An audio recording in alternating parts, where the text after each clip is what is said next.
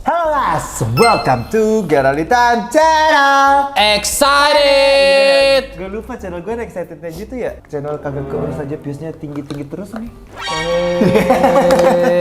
Jumawa.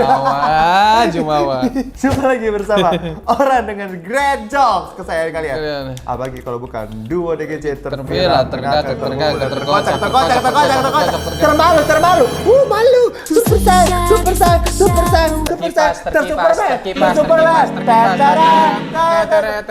Terbalik bambu. Tersilang begini. Kumis kipas. Terjenggot kipas juga, kipasnya pindah ke sini. Terpelak balon. Gak kelihatan, percuma. Terpelak balon. Jumpa lagi bersama kita duo DGJ di segmen ADC. Ada apa di sinema? Katanya nggak mau. Oh biar dingin. Oh salah, orang dia mau makan. Oh. Ini kita ada sambal geledek Oma Marta. Mana Oma Marta? Ya goblok, baca. Oma Marta. Terima kasih buat Oma Marta. Terima kasih buat Oma Marta dan semua Marta-Marta di dunia. Semoga sambelnya cepat terjual. Dan terima kasih juga untuk Oma Teri ini. Teri ini nama ininya loh. Nama isinya ikan teri, bukan Oma Teri. Teri bacanya. Gini, yang bikin ininya Oma Marta yang rasanya Oma Teri. Rasa Oma Teri. Yang memproduksi tutupnya loh, maksud gua Oma Teri. Beda. Oh ya guys, kalau film mah masih sama aja ya, kayak yang kemarin. Capres juga masih sama aja, masih 3 juga kayak kemarin. Masa berkurang apa nambah? Cipung juga mau daftar gitu. Goblok, belum cukup umur. Ada tulisannya Cipung for President gitu di TikTok. Cipung for President. Iya, tapi kan belum cukup umur. Gimana dunia ini dipimpin oleh balita? Tinggal di inilah ketua MPR, tinggal ganti-ganti itunya peraturan. Kan bisa tuh ketua MPR ganti-ganti peraturan. Nanti gitu. Tiba-tiba kalau Cipung jadi presiden di gedung DPR ada apa Kidzania. Tapi Cipung presidennya ininya Susrini wakilnya. Harus Susrini banget nih. Susrini. Kalau enggak ya udah gue sama Michael yang maju gimana? Malah nggak ada yang milih. Gitulah pokoknya filmnya masih sama, kondisi negara juga. Lu pernah gak sih kayak gitu di depan kipas? Pernah sering. Terus suaranya jadi kayak robot kan? Iya. Tapi ini justru kipas ini beda. Kalau lu gini suara lu bukan jadi kayak robot. Masa? Iya, coba. Iya kan? Oh iya. Kok bisa beda ya? Masing-masing orang beda-beda. Coba. Iya. HS. Beda lagi. Beda-beda coy. Iya, beda-beda ya. Biarin Kok keren banget HS ngeditnya. Berkreasi lah. Kasih kerjaan terus. Coy, enak aja. Biar jadi portofolio tiap ada editor yang mau mendaftar, minimal harus bisa kayak HS coy. Kita lihat, kita kasih tes nanti video ini yang bakal dijadiin. Iya, dan tes juga buat pokoknya kalau mau editor jadi editor kita minimal tahu Juicy Luisi, Idgitaf, Zodiac. Nah, kok Juicy Luisi nggak perlu. Juicy Luisi harus. Zodiac, karena Idgitaf, Yura Yunita tuh penting. Iya, Juicy Luisi juga penting, bro.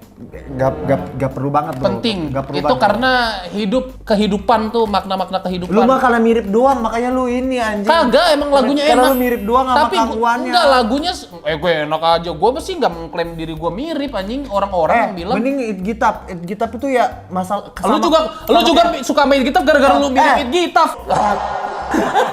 Gue mah karena gue kalau sama Idgitaf itu follow-followan Instagram makanya gue dukung dia bro. Gue juga follow-followan di Instagram makanya dukung Kang Uwan. Tapi lu karena lu mirip. Buktinya kita lebih ini sama stres lu itu lebih apa relate sama stres lu. Kang Uwan juga, gue semalam nonton. Tapi Kang Uwan cinta-cintaan dia. Lu belum tahu, guys. Kasih tahu yang fansnya Juicy Luisi. Gerald belum tahu lagu terbarunya Juicy Luisi yang Asing judulnya. Dia nggak tahu liriknya kayak lagu percintaan. Judulnya aja asing.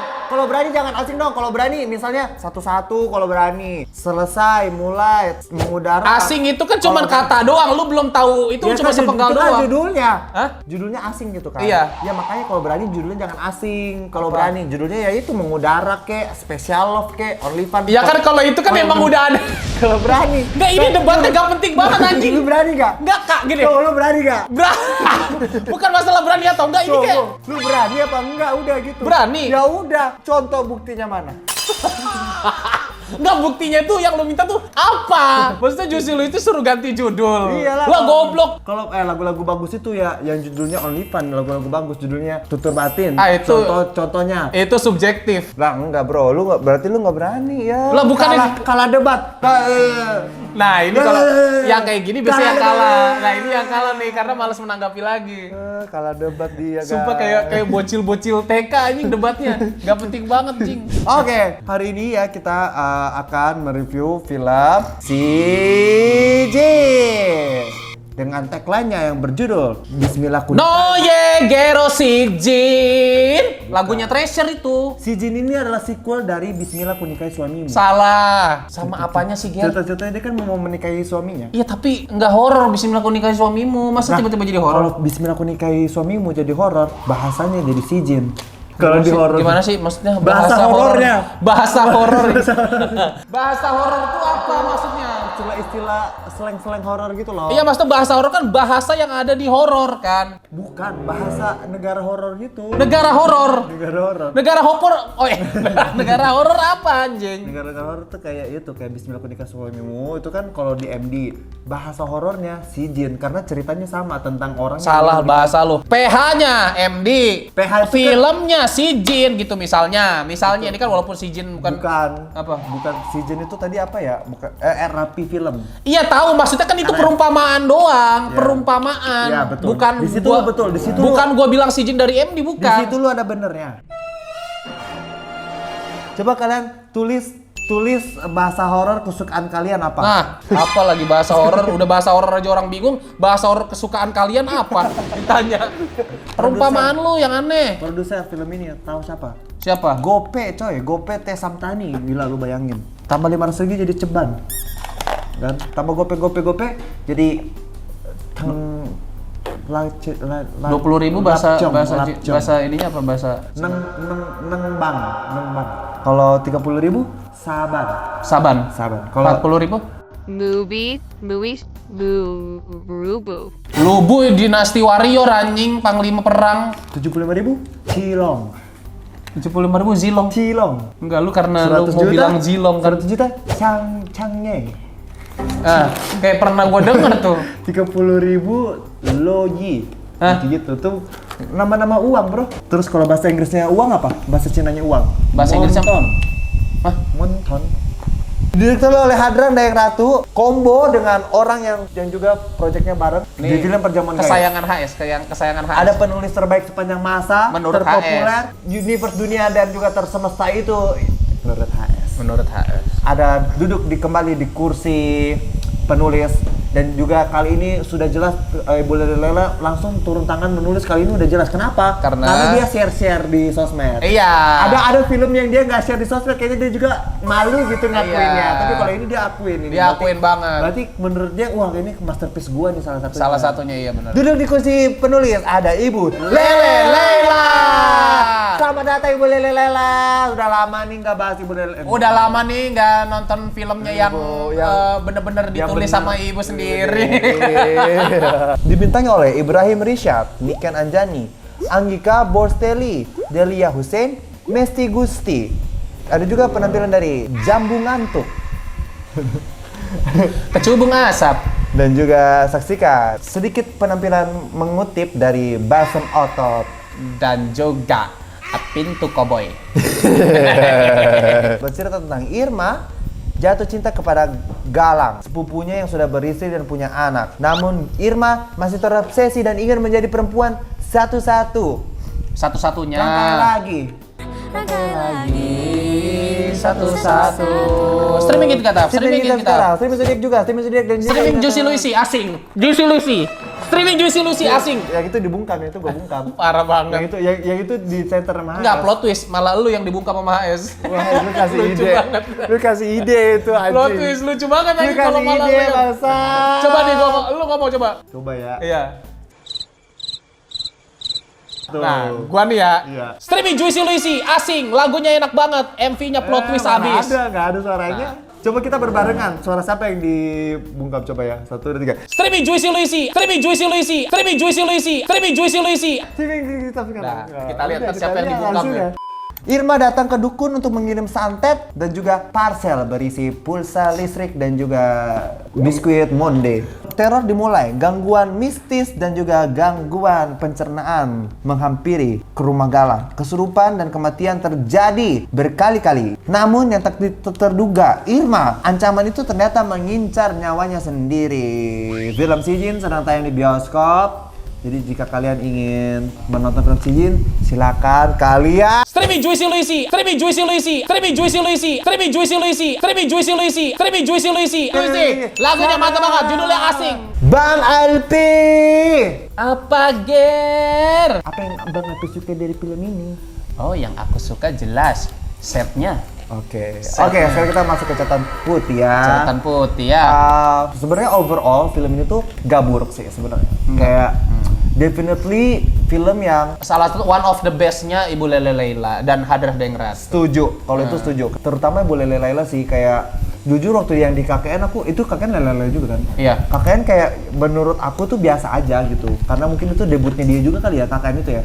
Atau sebelumnya mungkin karena yang direkturnya bukan Hadrah Dengrat tuh. Bener, mungkin karena ada chemistry udah ada chemistry ya. Menurut gue ini Bu Lele Leila udah pas nih, klop banget nih sama Hadrah Dengrat tuh. Jadi nih. ternyata di semua lini itu ada dua-duanya gitu yang bakal cocok. Misalnya kayak Vincent Desta, Gua Elu, Hadrah dan Laila.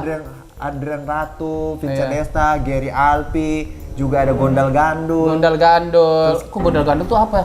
Gondal Gandul lah, duo. Misalnya kan Gondal gandul tuh sifatnya, misalkan kayak bijimu gondal gandul. Nah, itu sifatnya gondal gandul. Duetnya apa gondal gandul? Vincent Desta, itu kayak Vincent Desta, Gua Elu, Lele Laila, Hadreng, Ratu, Gondal Gandul, ya kan? Kiri kanan. Ulang alik. Gitu Orang bisa. aring. Bisa, orang aring nggak ada. Justru orang aring yang paling logis, orang bahan dasar sampo. Orang aring itu satu, bro. Orang aring itu satu. Gundal Gandul dua. Jadi kayak menurut gue kayak emang mungkin chemistry-nya udah dapet, karena kayak kemarin di Perjanjian Gaib pun sebenarnya itu film yang menurut aku tahun ini cukup menarik. Karena tahun ini sebenarnya nggak banyak film menarik ya.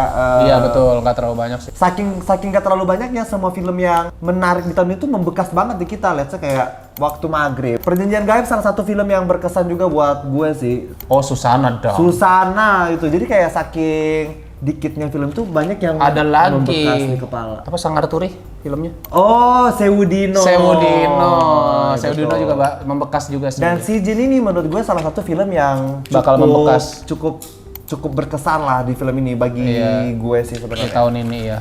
Oke, jadi secara overall buat kalian yang sudah menonton film Si Jin pasti menonton film itu kayak ya udah aja sih kayaknya, karena film itu plek-ketiplek sama filmnya yang Turkinya. Kalau yang udah nonton. Tapi ini kita akan ceritakan dari dua POV. Ada POV Alpi yang belum nonton film Turkinya, dan juga POV gue yang juga belum nonton film Turkinya. Itu kan berarti sama. Gak usah lu bilang dari dua POV. Sama-sama belum nonton mah ya udah. Ya udah, ini bilang aja langsung aja ya, kita akan beri POV dari kita berdua yang belum nonton film Turkinya, kan bisa kayak gitu. Tapi kan HS sudah nonton.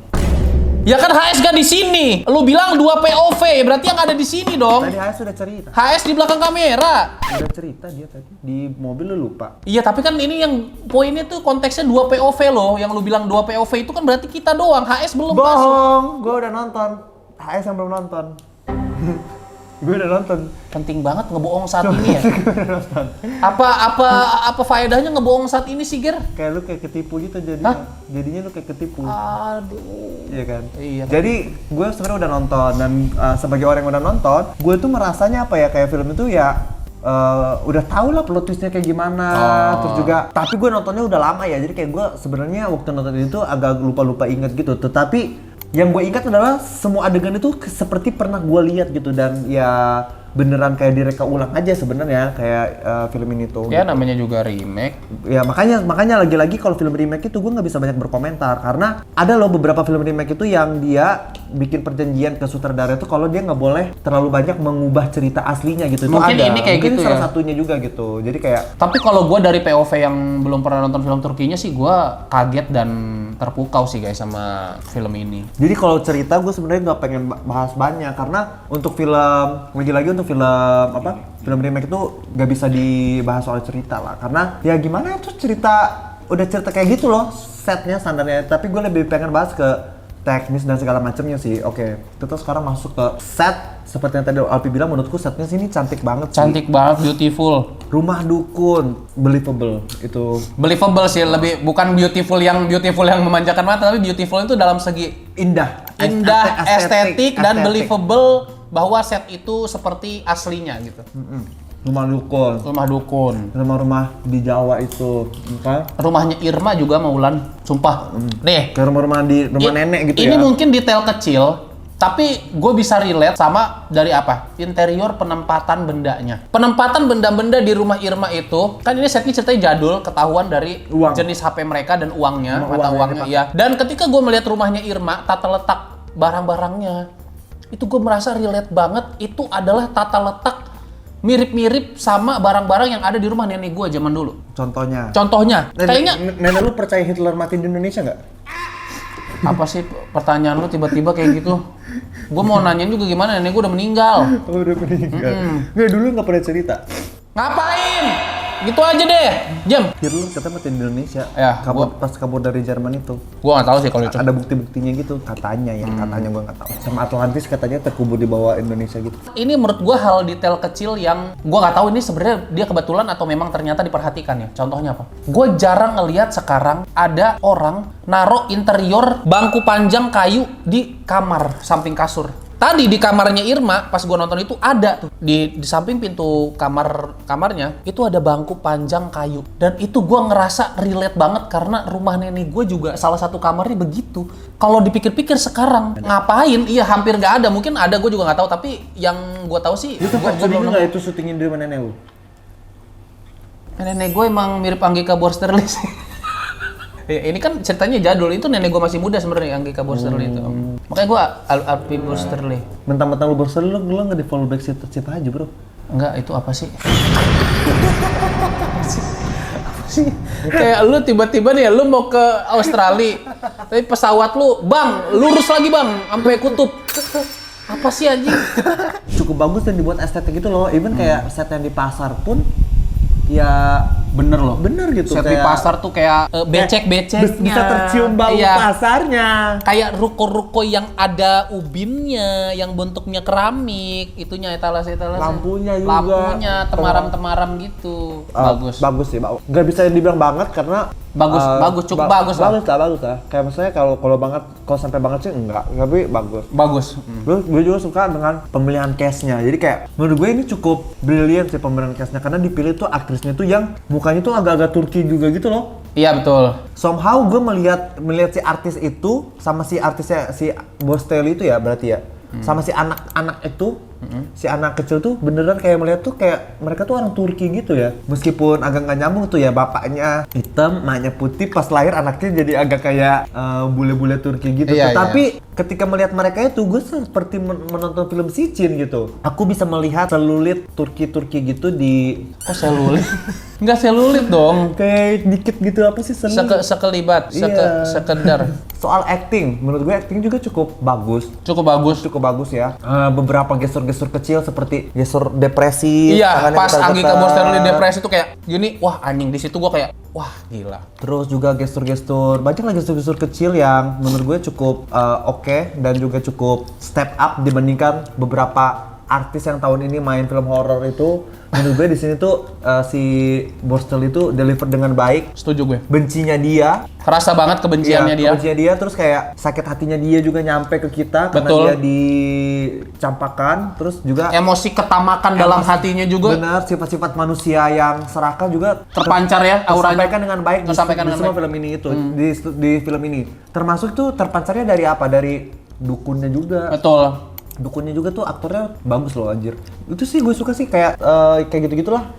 Acting oke sih menurut gue. Even kayak si Ayu, bukan si Ayu sih, si adiknya si Wulan itu kan yang peranin Ayu di film Kultus Iblis ya. Di Kultus Iblis dia kan agak kurang tuh anjir. Iya, tapi di sini jadi lumayan bagus ya. Jadi fine, oke gitu. Ternyata bener ya, aktris itu akan berkembang menjadi seperti pengarahnya gitu. Betul. Ya.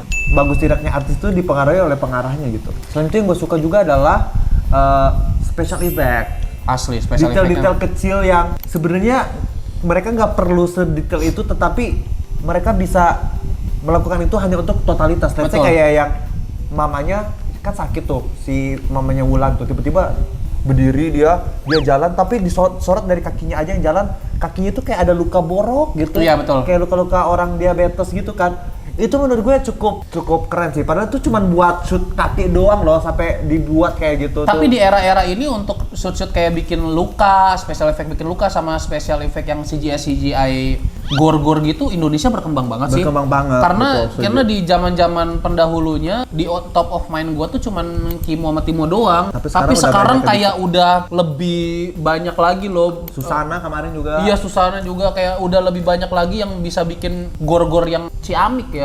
Nah, emang perfilman kita emang berkembang sih di bagian itu sih, gue setuju. Juga special effect, muntah. Iya loh. Muntah darah. Muntah lintah anjir. Muntah lintah tuh kayak kelabang coy. Lintah. Cukup gore sih, apalagi yang pas makan beling itu juga anjir tuh ngilo. Gua nggak bisa nonton sih yang itu anjir. Iya, itu kata Gerald di scene itu yang di Turkinya ada juga ya? Kalau nggak salah ingat ada sih, kalau nggak salah ingat. Iya. Tapi makanya yang scene itu gua agak-agak ini. Tapi scene itu kayak... Tapi emang di film Turkinya itu karena tayangnya kan udah beberapa tahun yang lalu, hampir 10 tahun yang lalu. Jadi kayak Streaming Juicy Luisi. film ini tuh lebih advance daripada film aslinya sebenarnya. Kayak dari segi special effect, dari segi lebih kamera, agak brutal dikit ya, lebih agak brutal lagi. lebih upgrade aja gitu. Karena di film aslinya tuh mungkin kenapa film aslinya juga jadi menyeramkan karena kameranya masih jelek tuh si scene yang pertama itu. Iyalah. Jadi kayak terasa banget realnya. Kalau di film itu terasa film gitu. Boat itu bagus aja gitu, boat. Iya, tapi gua juga ngerasa kalau dari posisi point of view gua yang belum nonton Sicin versi Turkinya, gua ngelihat adegan yang makan beling terus muncul dari kerongkongannya itu, gua ingetnya apa? Evil Dead. Betul. Jujur. Dan juga sebenarnya ya film ini tuh berasa banget hawa Evil Dead-nya ya. Iya, sangat berasa sih hawa Evil Dead. Iya, kayak ada sentuhan-sentuhan Evil Dead gitu. Kayak mungkin inspired by Evil Dead juga. Atau mungkin ya memang aslinya si Cinnya begini tinggal di-upgrade doang gitu. Udah istilahnya kayak udah nyaris mateng lah. Bener. Tapi Terus Indonesia juga, menyempurnakan. Kenapa gue bisa bilang berasa Evil Dead-nya? Adegan kesurupannya Wulan yang manjat ke pohon itu kan Evil Dead banget. Iya. Desain mukanya sama sifatnya orang kesurupannya tuh agak kayak Evil Dead sih menurut gue. Lumayan ada sentuhan-sentuhan Evil Dead di film ini. Terus juga ada di sini ada beberapa kali gue lihat ya. Contohnya di film Wakaf juga ada mandi kuah, mandi air. Bedanya kalau di itu kan air panas kayaknya. Kalau di Wakaf, kalau di sini kuah apa ya? Kuah gulai gitu ya kayaknya. Kuah sup ya. Sup kayak sup labu gitu. Iya. Tapi justru dipakai itu gue yang mau bicarakan, bukan sering dipakai. Kayaknya emang Wakaf ini pengen ngikutin Sicin yang Turki. Tetapi budgetnya nggak mampu buat beli franchise-nya. Mungkin ya. Jadi ya kita buat ini aja yuk. Terus kita kan tayangnya lebih duluan nih daripada si Jin. Bukan lebih duluan, dapat slotnya lebih duluan. Mereka syutingnya mungkin udah lebih lama nih si Wakaf itu. Iya. Jadi kayak gitu, jadi kayak dan efek luka bakarnya setelah kena guyuran itu lebih bagus lebih bagus juga. Sicin. Iyalah. Terus juga yang gue suka adalah di sini apa ya, kayak propertinya juga tuh mantep sih. Ya bilang aja orang Dari art. divisi artnya tuh menurut gue ya bagus banget sih. Kayak di awal-awal yang mereka bikin mata kerbau, ada usus kerbau, tulang kering, sampai si dukunnya gali. Tapi dukunnya memang cinta budaya Korea ya. Kenapa gitu? Orang pakai gopchang kan. Enggak, gopchang khusus kerbau. Iya. Jadi lapar nontonnya. Iya. Dari yang si pocong juga digali terus dibuka kakinya doang. Iya. Itu nyata banget terasanya coy. Terasa nyata banget sih. Jadi kayak disturbing ritualnya itu nyampe ke gue sih somehow. Iya, gue juga. Disturbing gitu. Terasa kayak geli-geli gimana gitu gue ngeliatnya. Dan semua itu terjadi berkat tim artnya yang jago gitu, cari propertinya. Ya budgetnya pasti lebih gede juga sih kayaknya dari Wakaf. Makanya lebih mumpuni juga gitu, lebih realistis. Basically itu udah semua sih. Iya, kayak jump scare-nya juga sih. Jump scare gue suka lihat ada yang gue bener-bener kagak expect anjing. Kamera lagi panning ke kanan. Tiba-tiba pas ke kiri. Mukanya. Enggak, si Nisa udah mangap begini ya kan. Yang gue sampai meluk HS sumpah. Gue sampai meluk HS loh. Iya, itu serem. Itu nggak ada sound sama sekali ya HS ya. Itu serem. Dan yang terakhir yang gue suka dari film ini tuh adalah mereka itu film itu ceritanya tuh nggak yang muluk-muluk banget, yang nggak bikin bingung. Simple, gampang dicerna dan Gak juga usah sosok nyari apanya terlalu dalam budaya jadinya. Kalau ini tuh berarti balik lagi itu hasil kerjanya orang Turkinya. Iya, ini mungkin yang keren yang orang Turkinya karena ini kan dari berdasarkan cerita Jadi asli di kayak gue Turkinya suka kan. film ini tuh buat kalian yang belum nonton film Turkinya ya, film ini tuh ya itu gampang dicerna. Simple aja sih sebenarnya. Plot twist-nya juga nggak maksa dan nggak muluk-muluk aja gitu udah. Nah betul, tapi ada sisi sedikit negatifnya adalah kayak ini bukan film yang wah dari segi cerita, tapi tidak jelek gitu. Betul. Tidak jelek karena masih ada nilai poin plus yang cukup penting di sini, yaitu adalah filmnya gampang dimengerti. Itu penting. Betul. Percuma kalau premisnya sosok mau filosofis, banyak teori, tapi tapi delivery-nya tidak mudah dimengerti. Iblis dalam darah. Wah anjing sih. Segala teori dipakai anjing, teori medis, teori apa. Mau dicampurin medis sama goib loh. Tiba-tiba kayak nggak masuk anjing, nggak nyatu gitu. Jadi Iya. kayak film ini menurut gue secara cerita lebih bisa diterima gitu. Iya betul. Oke, catatan hitam ada nggak film ini?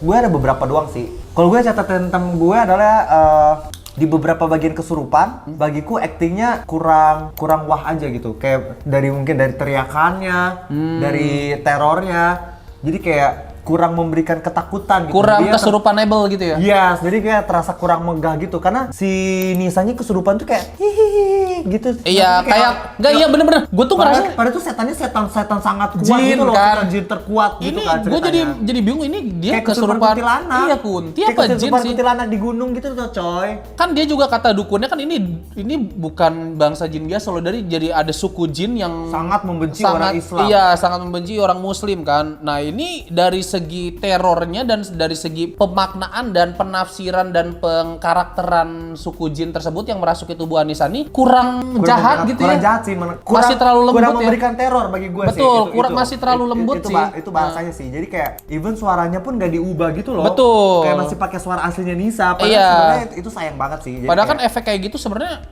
nggak susah ya HS ya. bener. Kayak Selain Kodrat juga ada kok beberapa film yang pakai. Kodrat tuh kalau mau contoh kesurupan terbaik Kodrat udah. Iya. Gak ada yang lain lagi udah. Dan juga terakhir catatan hitam dari gue tuh kayak lazy writing di bagian akhir. Jadi kayak Betul. ceritanya kan semuanya udah mati tuh, tapi disampaikannya tuh dengan tulisan doang. Tulisan doang. Kayak tulisan ditemukan keluarga bla bla bla bla. Padahal tuh sebenarnya itu bisa kalau mereka niat ya, mereka bisa bikin kayak berita di koran kayak atau mereka bisa bikin berita di TV gitu Iya. atau kayak desas-desus warga kayak cerita itu ada keluarga mati gitu-gitu Iya. ya.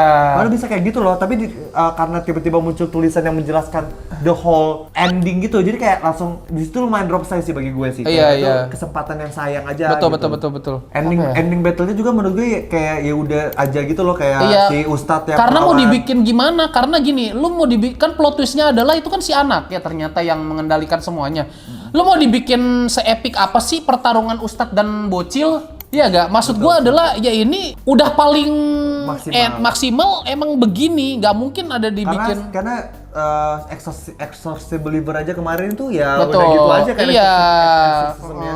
Ya udah aja pokoknya kayak dipakai tasbih, bla bla bla dibacain, jeder, udah. Nah balik kelar. lagi juga si anak kecil itu kesurupan. Even dia tuh ternyata yang bos utamanya gitu kan. Iya, final Tapi bossnya. tetap si anak kecil kesurupan tuh nggak memberikan gue ketakutan orang kesurupan gitu loh. Betul. Itu sih. Jadi Untuk kayak final bossnya nggak memberikan ketakutan Iya. dan teror di hatiku gitu Betul, sih. betul, Itu sih betul. kesayangannya. Paling kayak gitu sih. Ada lagi? ada lagi sih gua, maksudnya di adegan Irma kan dia keguguran. Tapi kayak gua nggak tahu ya, gua kan nggak ngerti ilmu perkandungan ya. Mungkin bisa kalian tulis di kolom komentar, apakah semudah itu keguguran? Kayak cuman lu kan itu gua lihat hamilnya juga belum gede, kayak masih hamil muda gitu loh, perutnya masih kempes juga, kayak mungkin 1 bulan atau 2 bulan. Nah itu dalam keadaan hamil masih muda banget kayak gitu tuh, kayak cuman lu ngejogrok doang, ngejogroknya juga nggak kenceng itu yang di tempat siapa sih galangnya dagang ya, cuma ngejogrok gitu doang, tiba-tiba langsung keluar darah, langsung keguguran. Apakah memang segampang itukah guys? Ini gua nggak tahu ya, tulis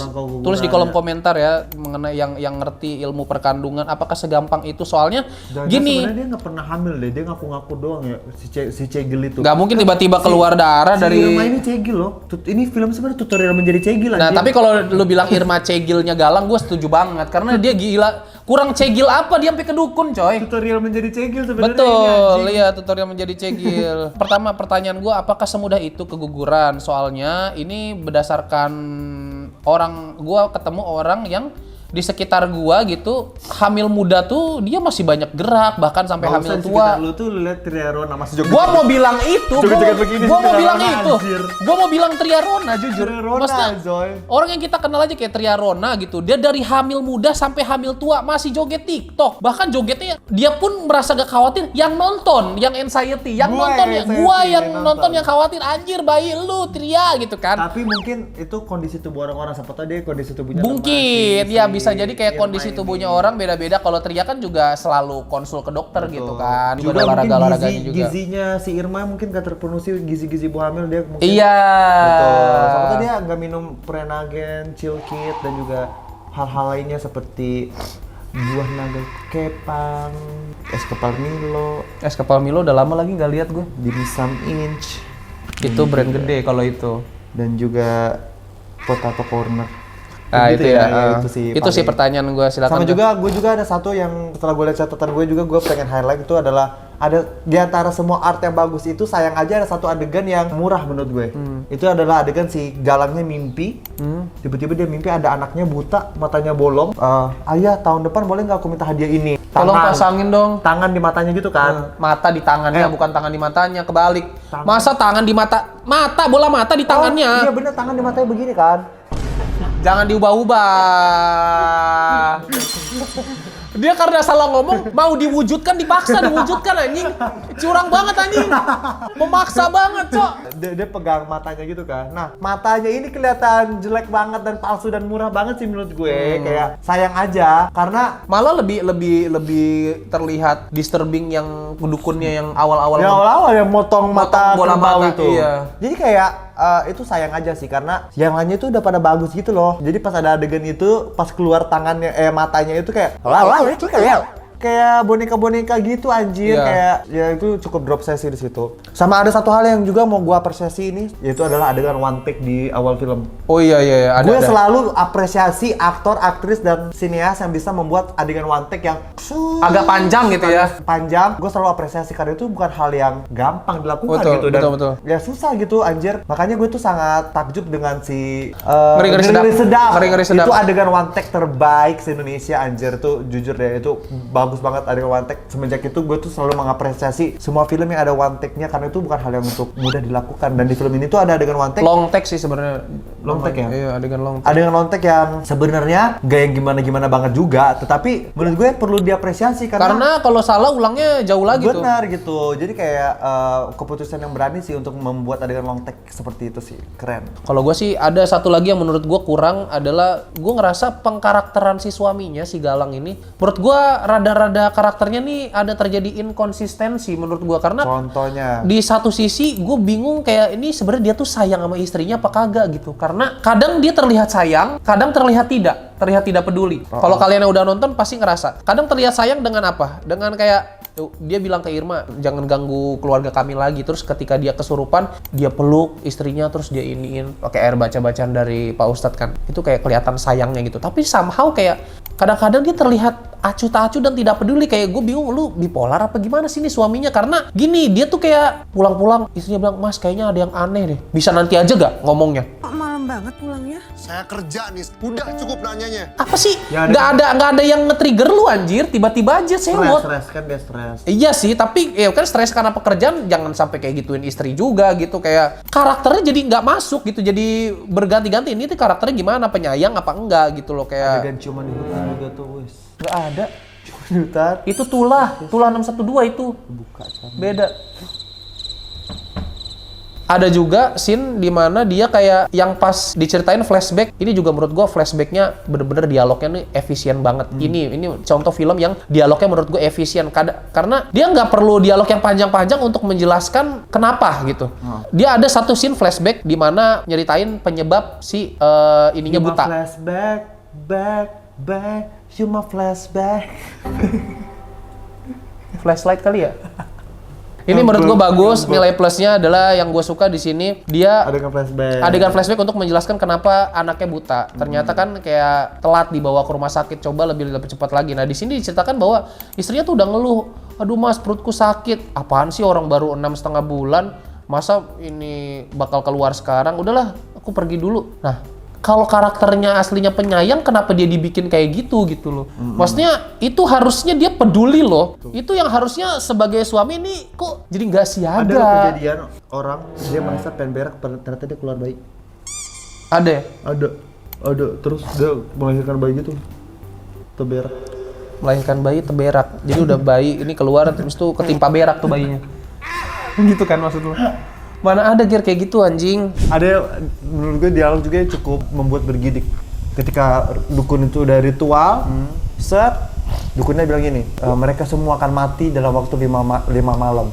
Semoga Tuhan mengampuni kita. Dosa kita semua. Wah, itu kayak dibikin dukunnya masih ada sisi manusiawinya. juga. Karena gini, dukunnya juga sebenarnya udah wanti-wanti kan ke dia. Dia bilang kayak gini, kamu yakin kayak gini bla bla bla bla. Karena dia udah datang berkali-kali ke dukun itu. Iya. Kamu udah memberikan semuanya. Kamu yakin gitu kan? Iya, kamu pikir itu anakmu keguguran kenapa? Itu kan karena tulah ini kamu sendiri gitu, maksudnya. Intinya kayak gitu. Sebenarnya dukunnya nih ada sisi manusiawinya. Dan juga kayak dukun itu kayak dibuat yang kayak gimana banget. Buktinya pas mereka datang si dukun itu masih nanya loh, ada urusan apa kamu kesini? Iya. Biasanya kalau di film-film tuh dukun udah, saya tahu kamu mau ngapain. Iya. Gitu kan. Kalau misalnya dukunnya terlalu magis, tapi di sini tuh dukunnya tuh dibuat logik gitu loh. Iya, dan ini semua dia sebenarnya kalau nggak disuruh sama itu juga, maksudnya gini, dia tetap ngasih tahu resikonya tapi profesional sih lebih tepatnya. Betul. Lebih profesional aja. Lu bayar, gua kerjain, tapi ada resikonya. Lu siap apa enggak gitu. Itu kan profesional sih. Yang penting ada seluruh minta putus pengen 100. Sama ini ada satu juga yang terakhir adalah dialog di film itu banyak dialog yang minim tetapi bermakna gitu. Makanya film itu bener, dialognya efisien. Tadi kan gue bahas dialognya efisien. Film ini tuh kayak seperti kita menonton kayak lagi menonton teater gitu ya, theatrical show iya. gitu. Jadi kayak ada adegan ya, misalnya si bapaknya ini pulang lagi stres banget, dia habis disusulin si Irma di pasar, terus dia pulang, ayah kenapa? Terus si ayahnya cuma diem aja gitu. Itu terlihat banget kalau ya orang stres tuh kayak gitu. Iya betul. Bukannya kayak dan tidak ditimpali juga sama dialog anaknya nggak bacot gitu, kayak bapaknya nggak jawab, dia udah diem aja sambil megang ini aja, main gestur habis itu. Itu menurut gue di situ dialognya kayak wah ini efisien dan mantap sih. Overall seperti itu ya. Mungkin habis ini kita mau minta pendapat seorang ahli. Dia ini dulu 3 tahun meneliti budaya Turki. Dan juga dia ada Kolektor kepala terbang. Dan saja kita panggilkan dia Profesor HS. Profesor HS. Hah. Boring. HS. Menurut lu gimana pendapat kita tentang film ini? Tadi lebih banyak bagusnya sih daripada yang jelek. Iya. Apakah jawabannya betul? Giring. Kita saksikan setelah VT berikut ini.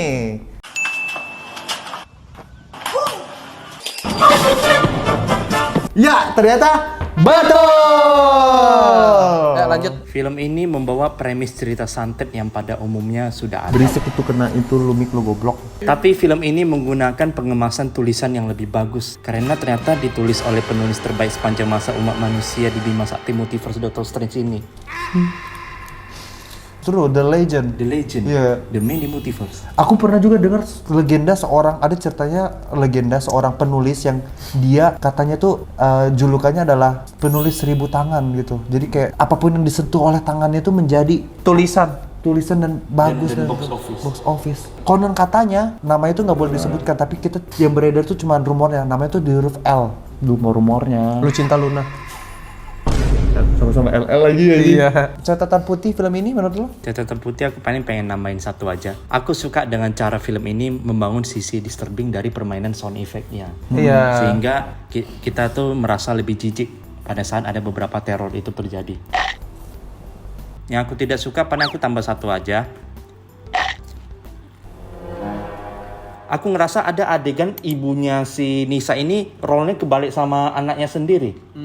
Di saat ketika adegan, ya makasih ya.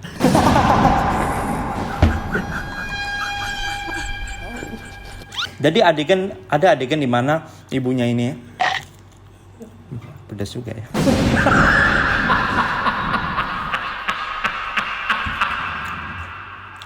Sepertinya aku tidak ada catatan hitam.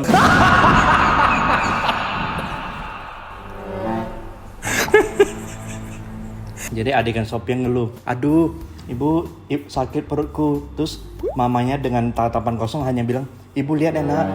Duh, gimana ya? Kok lucu ya? Kok lucu ya? Kok lucu ya? Mamanya buta. Mamanya jadi buta. Kok jadi ketuker aja malah mamanya yang kayak buta.